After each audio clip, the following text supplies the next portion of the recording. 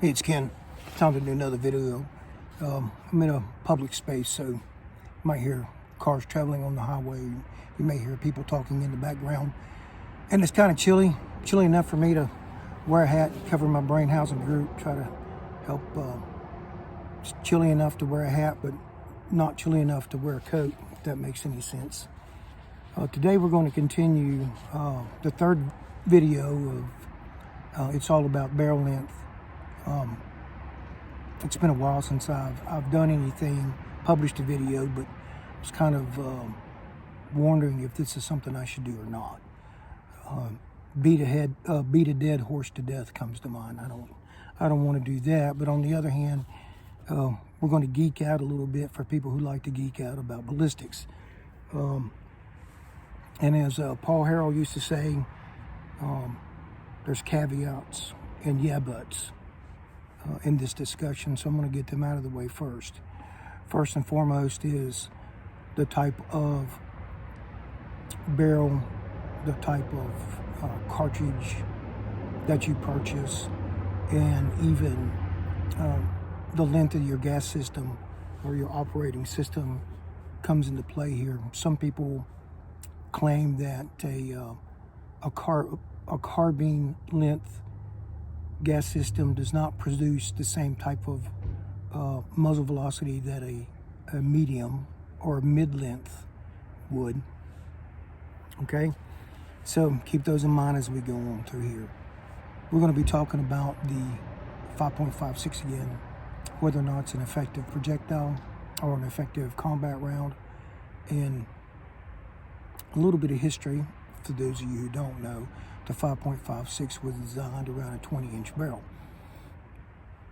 which gave it around 3,000 feet per second muzzle velocity. And what would happen was when the projectile would hit a soft target, then the wound would look like this. Okay, so here is where the projectile enters the target.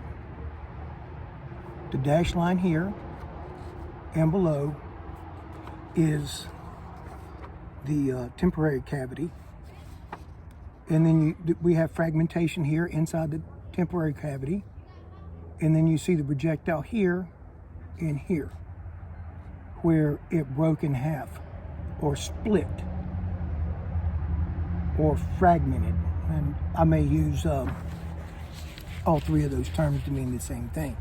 I may say fragment, break, or split, but I mean the same thing, okay?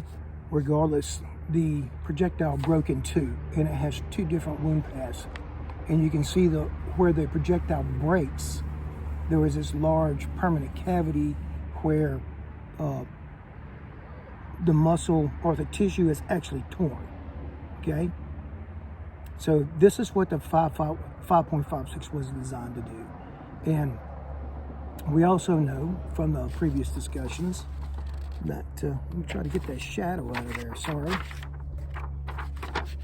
In the temporary cavity around the dotted line, the temporary cavity will also produce a casualty, or will produce damage if the projectile is still going 2,000 feet per second when it strikes the target.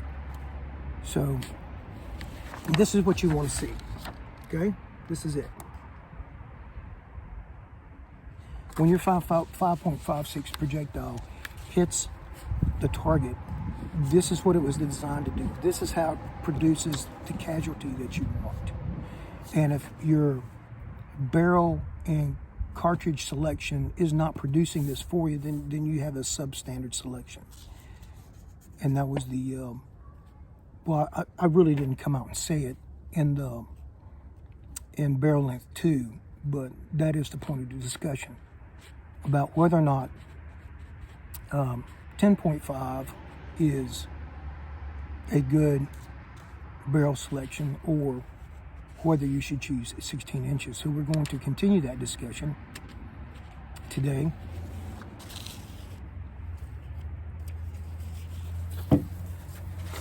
This is the second chart we're going to look at. Okay, a lot of information on here. This is where I said we're going to geek out. So here in a moment, what I'm going to do is I'm going to insert this into the video, and you won't see me again until the summary. But you will get a full screen picture of this document, this chart that I've produced. And just so you know, it's written on the bottom, but this data is coming from the Sonora Desert Institute and also B&T Ammo Labs. Now, this testing was done, B&T Ammo Labs, it was a decade ago, okay? A lot of this stuff has been known for quite a while. We just don't talk about it anymore. So that is the point here. We're going to geek out a little bit, talk about things that we haven't discussed for at least a decade. So when you're deciding to choose what barrel length is going to be your go-to rifle, you make an excellent choice. All right, we'll see you in the summary. All right, let's move on to the document with the charts. As an overview, we are talking about M193 ball ammunition, meaning 55 grain. Now, in the military, the 55 grain M193, the standard muzzle velocity is 3,200 feet per second from a 20-inch barrel. Now, what you can go purchase, they also say the standard muzzle velocity is 3,200 feet per second, plus or minus 100, from what I can see looking at different types of ammunition available for purchase. However, this muzzle velocity was determined with a 24-inch barrel. So, there are two charts here. On the left, you'll see barrel lengths, then muzzle velocity, max range, general fragmentation threshold, and then to the right, you'll see reliable fragmentation percentage. We're going to talk about that one first. When I was doing research for this, and before doing the research, I always had this question of where does, at what muzzle velocity does the M193 fragment? And I'd also always heard different things. Some say 2,500, some say 2,600, some say 2,700. And I figured that since I was going to be doing this video, I needed to, find out which one it is. Well, luckily, I came across the research done by B&T Ammo Labs that someone had posted about a decade ago into a forum, and I have no idea when the testing was done. I just saw the results posted in the forum. And what they said, what B&T Ammo Lab said, is that at 2,500 feet per second, the projectile has a 54% chance of fragmenting. At 2,600 feet per second, there's a 74% chance of fragmenting. And at 2,700 feet per second, there's a 92% chance of fragmenting.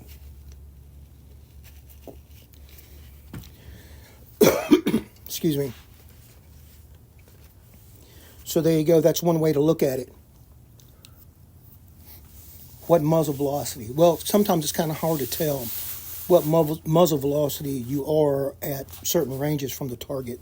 So we're going to try to use this information I found from Sonora Desert Institute and B&T Ammo Labs to kind of smash this together, and we can come up with a somewhat of a cohesive statement, or coherent statement, as it were. So if we'll look to the left, the chart on the left, it starts off with barrel length in inches. Working our way down from the top, there's a 20-inch, 18-inch, 16-inch, 14.5-inch, 12.5-inch, and 10.5-inch barrels. Now, I did have some information for the 7.5-inch barrel, but the jump in muzzle velocity from the 7.5 inch barrel to the 10.5 inch barrel was significant at 400 feet per second. So if you're shooting using an AR with M193 from a 7.5 inch barrel, you're going to get around 2,100 feet per second. So it's out of the discussion. You never ever are going to have a chance of the projectile fragmenting at that low of a speed. One more thing I'd like to discuss before we move on. There is some discussion that a 12.5 inch barrel and a 14.5 inch barrel are similar in their muzzle velocities, but I'm not really certain. As I said earlier, there is discussion that what type of gas system you're using on your AR plays a part. So for instance, if you had a 14.5 barrel with a carbon length gas system and you shot and got velocities for that rifle, for that particular rifle, and then the next rifle you get velocities for is a 12.5 inch barrel, but it has a mid-length gas system on it, then the gap in muzzle velocity between 12.5 and 14.5 closes. However, I do not have any data to show the difference between a 12.5 with a mid-length gas system and a 14.5 with a mid-length gas system. So I'm fairly certain that the gap that it shows here on the chart would remain if you're using the same type of gas system for both barrel lengths. All right, so let's go through the chart. For a barrel length of 20 inches, you're going to get a muzzle velocity of 3,100 feet per second, or around that. That's a standard or an approximation, a generalization, and the max range is 600 yards. For an 18-inch barrel, the muzzle velocity is 3,050 with a maximum range of 500 yards. For a 16-inch barrel, the muzzle velocity is 2,850 with a max range of 500 yards. Now, I don't necessarily agree with that statement. I think it's more like 400 yards, but that's the data they wrote in there, and I don't agree with it, but that's what's there. For a 14.5 inch barrel, 2,750 feet per second, max range of 300 yards. For a 12.5 inch barrel, 2,650 feet per second, max range of 200 yards. And a 10.5, 2,500 feet per second, max range 200 yards. Now, if you compare that with the reliable fragmentation percentage all the way to the right, you will see that if you're using a 10.5 inch barrel, the chances of you getting the full fragmentation effect from the M193 is very small. All right, especially at range. Now, if you're shooting something close, then yeah, okay. But if you're moving out to 100 yards, then you're losing velocity, and then your chances of the bullet fragmenting drop as the range increases. So let's look at the general fragmentation threshold, which is to the right. We notice we have two columns. One's a 55 grain. Then we have a 62 grain. And what this basically is saying is we know for a fact we're going to get fragmentation at that range. So for a 20-inch barrel and an 18-inch barrel, we know without a doubt, even at 200 yards, the bullet's still going to fragment. For a 16-inch barrel, it's 150 yards. For a 14.5-inch barrel, it's 100 yards. Now, if you notice that for a 62 grain projectile, the value decreases by 50 yards. And that is simply because of the weight of the projectile affecting the muzzle velocity. And something else that affects it is which I didn't write down in here because you may need the information, you may not. But in extreme cold weather, you will also see a 50 yard decrease in muzzle velocity. And the question, I guess, is what is extreme cold weather? Well, as far as I understand it, as far as the military is concerned, it's anything that's under zero. Any negative anytime the temperature goes below zero, then you're in extreme cold weather conditions. And that about covers the chart. It's there for you to look at. And that is, of course, my point in it's all about barrel length too. That, yeah, you can use a 10.5 and you can use a 12.5 to good effect as long as you're within close quarters battle. As soon as you move beyond that 100 yards, then you're going to have problems. And as we also discussed with the 14.5 inch barrel, the servicemen were having issues with that at 300 yards. Do you get an effective hit? Yeah, the max range is 300 yards, but are you going to get an effective hit? And obviously, if a 14.5 inch barrel, whether or not you're going to get an effective hit is questionable at 300 yards, then obviously you should understand that a 12.5 inch barrel is going to be less than that, and a 10.5 inch barrel is going to be even less than that. So there you go. I hope you get good use out of this chart. Take a look at it. And also remember that regardless of what the manufacturer prints on that box when you buy ammunition at the store, unless it's military ammunition, do not expect to get the advertised muzzle velocity from the ammunition that you're purchasing. All right. Hope you enjoyed geeking out with me.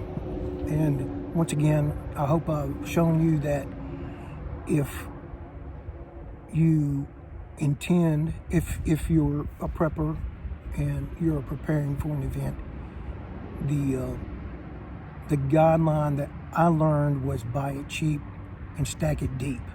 Buy it cheap and stack it deep. That means to buy it cheap and stack it deep, then you're going to be going with the 55 grain 5.56 projectile or 223. Because that is the cheapest way to build a big stockpile if you're trying to do it on the cheap. And hopefully I've shown you that regardless of what you may see on YouTube, a 10.5 should not be your go-to. I mean, it can be. You do what you want to do. But the ballistics don't prove it out unless you only plan on engaging in CQB, the close quarter battle, which is targets are no further away than 100 yards. So if all you intend to do with that rifle is, or pistol, I guess is what it's technically called, the only thing you intend to do with that pistol is CQB, then yeah, that's fine. But if you're trying to purchase a go-to, then 10.5 and shorter is not a good idea. Hope this gives you something to think about, and I hope you have a blessed day. I'll see you next time.